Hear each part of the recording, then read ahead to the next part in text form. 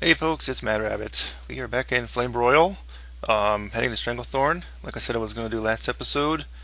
And I'm level 29 now, did a few quests, and we're on the very verge of hitting 30. Actually, we're not on the verge, but I think we'll hit it today. I picked up all the other quests that are right here at Grom Gold Base Camp, and I think we'll just start in today doing those. I get the feeling like we're sort of at the end of the quest line here in this particular place.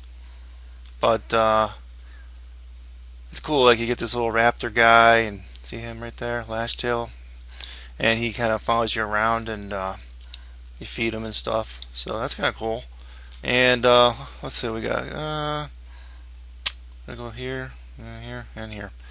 Okay, this one's gonna be easy because it's just killing and murdering. It's all up in the far north area, where those trolls are.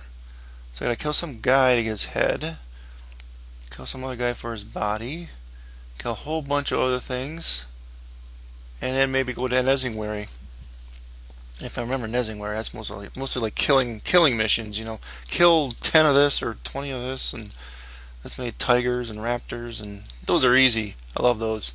I just wanted to get to the end of this little quest line here and hit 30 today, because when you hit 30 with the shaman, man, it's like a whole. I was looking at what I can buy next level, a whole bunch of stuff, and I'm also leveling pretty quickly here with my herbalism. I'm very happy I came to this zone, herbalism and skinning. So without further ado, I'm going to pause here, make my way up there, and I will show you a little bit of these quests today. I think next episode we're going to probably go back and forth. Like one episode will be questing, next episode dungeon, something like that. At least until we get to areas where we keep starting to repeat dungeons or something. I don't think I'll try not to have like two of the same dungeons. Yeah, that'd be kind of stupid. But alright, let me pause. Okay, we're back. Looks like we're just gonna kill a whole bunch of dudes up in this area. Well, some of them, I guess, doesn't matter if you kill them. So I'm just gonna wade my way through here until we get to someplace interesting in here. I did get what else do we got here? Fire Nova. Ignite your fire shock spell on any nearby enemy. I actually tried it. I think you actually have to hit them with flame shock. Then what? And you do that, and I guess it probably does some area damage. That's sort of what I'm understanding. So I guess that's kind of neat. And I got chain lightning for if I get into trouble and there's a whole group of stuff around me. Which this will probably push my DPS in the dungeons up. So the next episode when we do a dungeon, we'll be doing much better. Hopefully DPS wise, I think. Since a lot of these are definitely area ones. So I'm just going to make my way through here. You know, guys, I was thinking of ways to maybe make this game better. I know a lot of people have complained lately about World of Warcraft, about some of the things involved in the game, I guess, and for me, it's just like, I'm looking at other games every so often, and I'm not a big MMO. I'm not big into them, but I'm thinking like, how come you guys have to be like so greedy, and like maybe you should think about some of the other business models that other companies are doing. Like, why do they charge us for, server transfers or things of that nature? Why not make some of these things free? If you want to do free to play, fine. Just make us pay for the expansions. Full price, whatever it happens to be. I'm looking at the Guild Wars 2 model, the one that's not been released yet, but it looks like it's pretty interesting. If I wasn't stuck on the annual pass thing here, I'd probably would, maybe try that out. Because at least it's like you're not paying for nothing, and they're not really like hardcore into like they'll let you server transfer for free. They're not gonna charge you for these things, and it's all about allowing us to have fun with the game. And if you're not doing that, which I don't know, I get the feeling Blizzard is just isn't. I don't think they really care for their game anymore. I don't know what it is. Sometimes I do agree with the trolls on some of the forums. Not entirely. No, I'm not a troller myself. I really have high hopes for the game because I am going to keep playing it. I'm not going to give up on it for now. But I think someday, it would be like, you guys could have kept me a lot longer and kept me way more enthused if you wanted to. But it just doesn't seem like you want us to, want us to be enthused. So, I don't know. It's hard to say. I think from a business point of view, if I was them, I would be doing things a little differently. And I think one of these days maybe we'll just sit down and have like nice big long discussion but really what could be done to improve this game. I'm not just saying like, oh, let everyone just have heirlooms from the minute they start the game. What would be the point of that? There is some things that I can understand why they do the things they do, but there's some things like just what I was talking about, server transferring. Why are you charging? Because you want to make money. Yes, I have no problem with you making money. You can make as much money as you want. Really, I really don't care about that. I don't begrudge anyone making money and profiting too. Really. But at some point, it's just like, can't you I don't know. It's just, I don't know what I'm trying to get. The point I'm trying to make here. I think it's just like, if you can get people enthused about the game, like it look like you're interested in it, like you if you're developing the game, like they just don't seem like to be too interested in story anymore either, which I haven't followed the story that much. I think a lot of it ends up it gets revealed in like the course of some of the raids and stuff. So, since I don't raid, a lot of the story's just been lost to a lot of the greater proportion of the player base, which is why I'm sort of glad they did the looking for raid thing. That was really the first raid I did. I did that series on it here, and I got quite a few people that actually checked the channel out through them. I mean, quite a few views, So I'm just like, why not make things a little more accessible for people? Not like if they're not into the groups and gearing up and all this, Some people can't spend 50 hours a week leveling characters or grinding gear and all this stuff. And it's sort of like I feel like it's so pointless to grind for gear and badges and points and all this stuff. It's just like, I wouldn't mind trying player versus player, but why? It would take me a million years to get into it with any character, because it's just, you got to get geared up in order to be competitive. So to me, it's like, well, what's the point? It's just, I don't see the point in it. So there we go, guys. Killed the 2 bosses while you watched, while we had this discussion. Isn't that great? I got to do this more often. Like, let's pick a topic and talk about it every week, or every day, or every episode, or whatever we happen to be doing. I think that's a good idea to do that once in a while, don't you?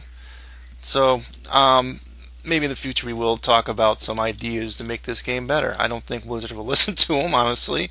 I honestly think that they got marketing people and the money people just running the show now. That's just the way it is. They got bought out by Activision. I know a lot of people said, well, that's sort of where they lost it there.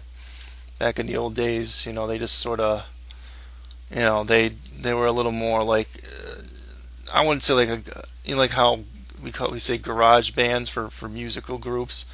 They were more like a garage band of developers, that they actually put thought and effort and all that into their games. And believe me, Warcraft 1, 2, and 3 were probably some of my favorite games of all time. I mean, considering I played them back when they were first released, they were just good games. So, and this game here is still the best MMO out there. I mean, graphically, maybe it's a little lacking to some of the newer ones, only because it's so old. But it still holds people's interest, and it still holds mine. So I'm thinking like maybe in the coming weeks we can think of some different topics to talk about. During the episodes, where I can just give you my take on things, and we'll kind of go over, what could be made, what could make this game better. I want to come back really quickly. Again, I'm out of mana, so remember in last episode, Nomergon, I kind of complained a little bit about that, like how I spec'd into the cookie cutter spec on the internet. Since I'm not raiding right now, and I kind of suggested maybe going back to just doing however I feel like doing. Obviously, when you got Lightning Shield on, you don't have the mana problem. So I guess you got to keep switching back to Water Shield when you have these mana problems. Which to me, I'm killing quite a few things in here, obviously. So it's just something you got to deal with, I guess. But I don't know. What do you think? What's your opinion? Should you actually go back and just respec and not care about DPS? And I imagine I guess there's some wisdom in that. So let me know. Get one more hunter to kill and we'll move on. Well, I killed the first 10 tigers that were right around the area where Hemant Ezranger was, so I figured if I'm going to ding a new level, I'm already good 3-4 levels over what the stuff is in this zone. I better go back to the other place and at least turn in on those other ones so I get some decent turn-in experience reward for them. So that might actually push us over the edge here because we're right here, which looks like, what is that, 70%? Now, obviously that doesn't do it, which actually I have one turn in here because they wanted you to get a page from some kind of thingy or something. So I'll turn that in also, and then we'll go back to the other place. And hopefully that'll push us right to the edge here, and we can hit 30 today. Would that take us to from 70 to 77? See? Very good. I got like 3 turn-ins in the other spots. That might push us over the edge, very close to it at least. Okay, folks, ding, level 30, the first turn-in. So I don't think I'm going to take this quest. However, I'll turn in the rest of the quests here, and I think the rest of the episode will be back in Orgrimmar. I'll show you what some of the stuff is. Some of the stuff is that we got. And most likely we're going to have to make a decision after we do the next episode, which will be a dungeon run, about if they're going to move on or not. I think I might stay here for a little bit longer just to get some more levels in herbalism, but that'll be about it, you know. Okay, guys, let's see what we got. Astral Recall, which sounds pretty good. It's like an extra Hearthstone, so we'll take that, that's for sure. Call the elements, simply place up to 4 totems specified in the totem bar. That's really awesome. Actually, that's very awesome because all I have to do now is hit one button and they all pop down. So I don't know why they don't just leave that as something you don't actually have to press. But reincarnation Ankh. I need an Ankh for the. I can reincarnate myself if I die in a dungeon. Isn't that nice? I don't know, die in a dungeon, but I can use it. I can wait till everyone wipes, and then I can use the Ankh to resurrect myself and heal everyone. Isn't that wonderful? Yes, that's like these are like some really awesome abilities actually when you look at them. Totemic Recall returns your totems to the earth. Giving you 20% of the mana required to cast each totem destroyed by the. I guess it's like just getting some of your mana back by turning it off. It's basically like an off button to the other one we just got. I don't know. Alright, Windfury Totem. Summons a Windfury Totem with 5 health. Oh, so another.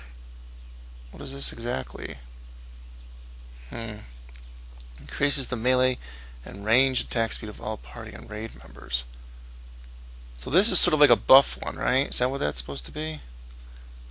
Alright, so this one here, that's the new one. Call the elements. Send me to the place. So all I have to do is hit this button now? Isn't that great? That's really nice. Totemic Recall, what is that? Why didn't it place the totem? Oh, that just recalls them. Let's see. Let's just try this out, guys. Look at that, 4. Woo, baby. Yeah, I like that. Very good. 1, 2, 3, 4, and we don't want them. We go ping, and it sucks them all up, and you get some mana refunded to you. All right, that's awesome. And we got ourselves that Ankh. I gotta go find someone who sells the Ankhs now, but I'm sure they're somewhere in town.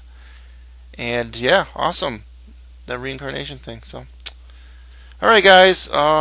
Ending this episode. Next time will be a dungeon run, and we'll have to make a determination of what zone we're going to next. I'll probably do some more Stranglethorn, but just not really doing the dungeons or the quests or anything.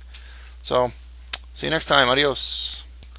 Okay, one thing I did notice with that new ability, the reincarnation, I didn't read it. It's a passive ability.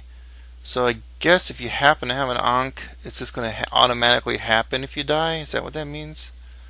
So I actually would have liked to actually have pushed the button, because when you do it this way, there's a better chance of you're just going to end up dying a second time. So I guess it's good, but not as good as I thought it was going to be because of this. So I guess we'll see soon. Hopefully my DPS will increase because of all these new area attacks that I showed you earlier in the episode. Chain Lightning, Fire Nova. So we'll see. Alright, now I really am leaving.